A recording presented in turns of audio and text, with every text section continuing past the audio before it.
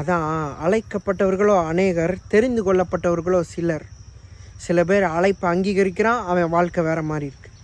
பல பேர் அழைப்பை நிராகரிக்கிறான், அவன் அட்ரஸ் இல்லாமல் போயிடுறான், இருந்ததுக்கு தடயம் இல்லாமல் போயிடுறான், அபிஷேகத்தை மதிக்க மாட்டுறான், ஆசீர்வாதத்தை மதிக்க மாட்டுறான், கடவுளை சார்ந்து வாழ மாட்டுறான், கடவுளை நம்பி வாழ மாட்டுறான், அட்ரஸ் இல்லாமல் போயிடுறான். யார் அவுட்ஸ்டாண்டிங்காக இருக்கிறது? இதை அங்கீகரித்தவனுங்க, அதை மதித்தவனுங்க, அதை நேசித்தவனுங்க, அதோட வேல்யூ என்ன, வல்லமை என்னன்னு தெரிஞ்சவனுங்க, புரிஞ்சவனுங்க. அதை மதிக்கணும் வாழ்க்கையில், அதை கனம் பண்ணணும். எத்தனை ஆயிரம் கோடி பேர் இருக்கிறானுங்க, அவனுங்க தலையில் போய் அபிஷேகத்தை வைக்கலாம். தாவீது ஆடு மேய்ச்ச தாவீது தலையில் போய் வைக்கிறாராம். எத்தனை பேர் அவனை விட அப்பனுங்க சுப்பனுங்கள்லாம் இருக்கிறானுங்க.